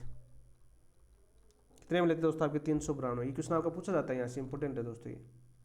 इसके बाद में बात करते हैं दोस्तों आपके वर्ष 2021-22 की, यहाँ से क्वेश्चन पूछा गया है। इसमें दोस्तों राजस्थान की बात करते हैं हम। राजस्थान की बात करें, 5 जिले थे दोस्तों, 5 डिस्ट्रिक्ट थे, वो किसमें आई थी? आपकी अति उत्तम में। बाकी सारी गायब हो गई, ठीक है। पहले 26 आई थी 2020-21 में, और 2021-22 में दोस्तों सिर्फ 5 जिले आपके जिले थे, वो आपके अति उत्तम श्रेणी में आए थे दोस्तों। और अति उत्तम श्रेणी की बात करें दोस्तों, आपके 25 जिले आपके उत्तम में आए थे दोस्तों। आपके उत्तम श्रेणी के अंदर आए थे, आपके उत्तम श्रेणी के अंदर राजस्थान की। वहीं बात करें दोस्तों, 3 जिले प्रचेष्टा फर्स्ट में आए थे। 3 जिले प्रचेष्टा फर्स्ट में, प्रचेष्टा फर्स्ट के अंदर आए थे दोस्तों। कितने जिले आपके? 3 जिले। सीधा क्वेश्चन पूछा जा सकता है, कितने जिले आप वर्ष 2021-22 में राजस्थान के प्रचेष्टा श्रेणी में आए थे? आपके प्रचेष्टा 1 की बात कर रहा हूँ मैं। कितने जिले आए थे आपके? 3 जिले। हाँ, 1 लिख दिया ना मैंने। इसके अंदर दोस्तों सर्वाधिक अंक,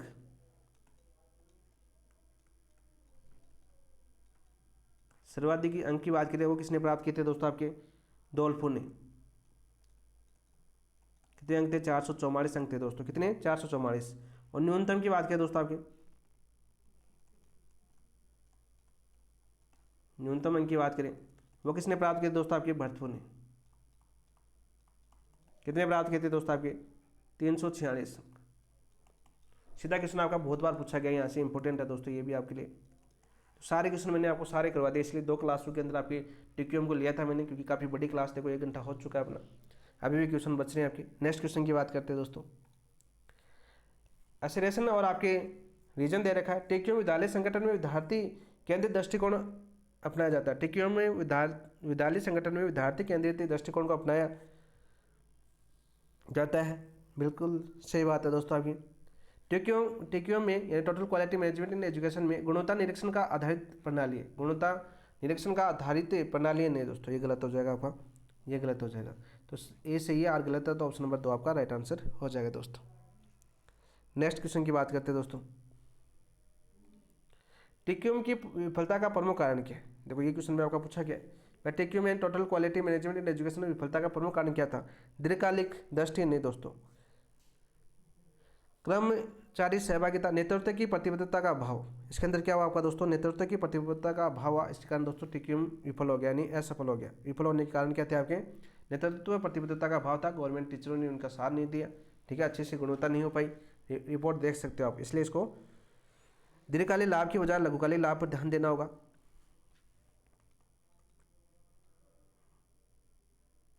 लघुकालिक लाभ पर ध्यान देना, ये भी आपकी विफलता का प्रमुख कारण है। यह भी विफलता का प्रमुख कारण है। उचित प्रशिक्षण कार्यक्रमों का अभाव, विशिष्ट तकनीकी पर ध्यान केंद्रित नहीं करना। लॉन्च तो कर दिया लेकिन इन चीज़ों पर ध्यान ही नहीं दिया।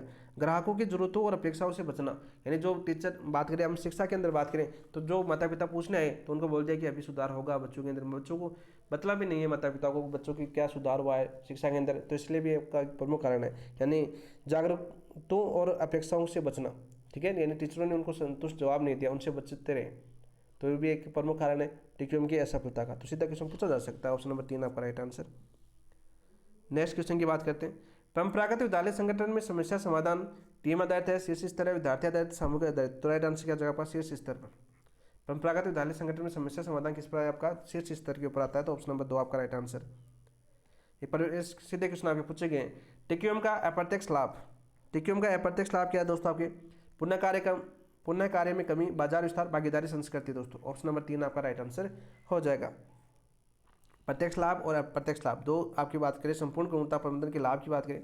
प्रत्यक्ष लाभ के अंदर दोस्तों पदार्थों की अच्छी गुणवत्ता, उत्पादक में सुधार, बढ़ता बाजार, घटता हुआ गुणवत्ता लागत, ठीक है, ये किसमें आते हैं आपके? प्रत्यक्ष लाभ के अंदर। अप्रत्यक्ष में प्रभावकारी टीम वर्क, कार्य रुचि में बढ़ोतरी, मानव संबंधों में सुधार व कार्य क्षेत्र में मनोबल वृद्धि, भागीदारी पूर्ण संस्कृति, ग्राहकों की संतुष्टि, विकसित संप्रेषण, किसमें आते हैं दोस्तों? अप्रत्यक्ष लाभ के अंदर आते हैं। तो ऑप्शन नंबर 3 आपका राइट आंसर हो जाएगा। लास्ट पेज के अंदर आपके कलाम की बुकलेट के अंदर लास्ट पेज पर दे रखे प्रत्यक्ष लाभ और अप्रत्यक्ष लाभ, तो यहाँ से सीधा क्वेश्चन पूछा जा सकता है। BIS के संदर्भ में सही कथन सुनिए। 1 अप्रैल 1987 को अस्तित्व में आया था, बिल्कुल राइट। ISO का अंग नहीं है, QCI के अधीन नहीं है, 1997 इसकी स्थापना नहीं हुई थी। ऑप्शन नंबर 1 आपका राइट आंसर हो जाएगा। नेक्स्ट क्वेश्चन की बात करते हैं। डेमिंग दर्शन में ड्राइव आउट फेयर का आशय क्या है? डेमिंग दर्शन में दोस्तों ड्राइव आउट फेयर का आशय क्या है? अनुशासन समाप्त, नवाचार हेतु सुरक्षित वातावरण, निरीक्षण समाप्त, वेतन वृद्धि। तो राइट आंसर क्या हो जाएगा दोस्तों आपका? नवाचार हेतु सुरक्षित वातावरण। ऑप्शन नंबर 2 आपका राइट आंसर हो जाएगा। ड्राइव आउट फेयर का आशय क्या है? नवाचार हेतु सुरक्षित वातावरण। अच्छा क्वेश्चन पूछा गया है। लास्ट और अंतिम क्वेश्चन है दोस्तों आपका, निम्न का कालानुक्रम बताइए दोस्तों। ये सारे क्वेश्चन हम कर चुके हैं। डेमिंग पुरस्कार की शुरुआत कब हुई थी दोस्तों? 1951 के अंदर। मेलकम बाउंड्रीज पुरस्कार दोस्तों कब हुई थी इसकी स्थापना? मेलकम बोल्ड्रिज पुरस्कार की स्थापना 1988 में हुई थी दोस्तों। कब दिया गया था आपका? 1988 में दिया गया था। EFQM पुरस्कार कब दिया गया था दोस्तों? 1992 के अंदर। और राजीव गांधी पुरस्कार कब दिया गया था दोस्तों? आपके 1992 के अंदर प्रथम पुरस्कार दिया गया था। तो दोस्तों राइट आंसर क्या हो जाएगा? 1 2 3 4, 1 2 3 4 आपका राइट आंसर हो जाएगा, ऑप्शन नंबर 1। नेक्स्ट क्वेश्चन, ये अपने समाप्त हो गया। 8 टिक्यूम हमने कंप्लीट किया, बहुत ही अच्छे से विश्लेषण किया। टिक्यूम से आपसे क्वेश्चन पूछे जाते हैं, बहुत ज़्यादा क्वेश्चन पूछे गए हैं। तो क्लास कैसी लगी कमेंट के अंदर बताना। और दोस्तों आप ये टेस्ट देना चाहते हो तो टेस्ट कहाँ पर दे सकते हो दोस्तों? अपने ऐप के ऊपर। और ऐप का नाम क्या है दोस्तों आपके? PAP by DK sir, PAP by DK sir. काफ़ी दोस्तों के सवाल आ रहे हैं कि सर शनिवार तक कंप्लीट करवाओ सिलेबस, तो इस बार शनिवार तक हम कंप्लीट करवाएंगे। अगले 5 दिन में हम माइनर टेस्ट 2 की कल से शुरुआत करेंगे, बहुत ही बेहतरीन तरीके से 3 क्लासों के माध्यम से इसको कवर करने का प्रयास करेंगे, क्योंकि इस बार हम कवर कर लेंगे तो आगे आपकी कंप्लीट हो जाए, क्योंकि हमने एक दिन लेट स्टार्ट किया था तो लेट ही अपना चल रहा है। तो इस बार हम शनिवार तक अपना कंप्लीट कर लेंगे, ठीक है। और अब कंटिन्यू क्लास होगी, बीच में एग्जाम होती है, एग्जामों की वजह से दोस्तों क्लासें अपनी हो नहीं पाई, इसकी वजह से अपनी ये 2 क्लास बीच में रह गई थी, ठीक है। जैसे आप देख सकते हो पिछले सप्ताह के अंदर आपकी एक ही क्लास आई है, 2 क्लास ही नहीं आई, 2 क्लास आती तो आपका पूरा हो जाता, क्योंकि टारगेट रहता है 2 क्लास रोज, एक सुबह दोपहर में, एक आपको शाम को 9 बजे मिले, एक आपको दोपहर में 12 बजे मिले, ताकि आप पढ़ाई करो, कंटेंट को पढ़ो। फिर दोस्तों आप इन टेस्टों को दो, टेस्टों के बाद 12 बजे इसका एनालिसिस देखो और एक शाम को इसका एनालिसिस देखो, कि दिन भर में हमने क्या किया, क्या MCQ किए, उसमें कितने गलत हुए, कितने सही हुए, ये अपना प्लान था। इसी प्रकार से लाइब्रेरी बैच में आपकी तैयारी होती है, उसी प्लान के अनुसार यहाँ पर PAP बाय DK सर के अंदर आपको दोस्तों टॉपिक वाइज टेस्ट मिलते हैं, साथ ही दोस्तों साप्ताहिक टेस्ट मिलते हैं, आपको साप्ताहिक टेस्ट मिलते हैं। फिर दोस्तों यहाँ पर दोस्तों मेजर A के लिए रिवीजन टेस्ट मिलेंगे, आपको क्या मिलेंगे दोस्तों? आपके रिवीजन टेस्ट मिलेंगे। फिर दोस्तों मेजर A का विश्लेषण होगा, तो सारे क्वेश्चन करेंगे हम। 2 बार आपको रिवीजन टेस्ट मिलेंगे, 12 टेस्ट तो आपके रिवीजन टेस्ट हो जाएंगे, 6 6 12, ठीक है। मेजर टेस्ट 1 के पहले और मेजर टेस्ट 2 के पहले 6 तो 12, यानी आधे आधे सिलेबस के फुल टेस्ट हो जाएंगे, कितने आपके 12 टेस्ट हो जाएंगे। इसके बाद साप्ताहिक टेस्ट आपके कंटिन्यू हो रहे हैं, 10 तो आपकी कैसे माइनर, 2 कैसे हो जाएंगे आपके मेजर, और इसके अलावा दोस्तों 4 आपके फाइनल हो जाएंगे, तो कितने हो जाएंगे आपके 16 टेस्ट। टॉपिक वाइज टेस्ट आप गिन नहीं सकते, क्योंकि प्रत्येक टॉपिक का आपको क्वेश्चन टेस्ट आपको देखने को मिलेगा। तो पूरी तरह से प्रश्न ग्रेड को समर्पित है ये ऐप, और आप आराम से यहाँ पर अपनी तैयारी कर सकते हो, बहुत ही मामूली सी शुल्क के ऊपर और अच्छे लेवल के क्वेश्चंस। इसके साथ साथ दोस्तों आपकी अच्छी टेस्ट सीरीज भी आपको यहाँ पर आयोजित की जा रही है। साथ टेस्ट को आप दोस्तों PDF का प्रिंट निकलवा कर भी दे सकते हो, PDF प्रिंट का ऑप्शन भी आपको मिल रहा है दोस्तों। तो PDF प्रिंट के माध्यम से भी आप एनालिसिस कर सकते हो, फिर साथ साथ आप सबमिट कर सकते हो ऑनलाइन, एक साथ फोन में ऑनलाइन टेस्ट चलाइए, साथ में PDF के माध्यम से उसको उस टाइम मैनेजमेंट के अंदर ऐप पर जो टाइम चलता रहेगा उससे आपका टाइम भी मैनेज होगा कि इस टाइम के अंदर आपने ये पेपर करना है। तो उन सभी क्वेश्चनों को आपको ध्यान में रखते हैं, दोनों ऑप्शन आपके पास है। तो इस बार आपके लिए नवाचार कैसा लगा कमेंट के अंदर जरूर बताना। और जिन दोस्तों ने अभी तक चैनल को कभी भी सब्सक्राइब नहीं किया तो सब्सक्राइब कर लेना दोस्त, और अपने दोस्तों के साथ शेयर भी करने का कष्ट करना, ताकि हमें भी मोटिवेशन मिलता रहे। इसके साथ इस क्लास समाप्त करते हैं। थैंक यू, धन्यवाद दोस्तों, जय हिंद।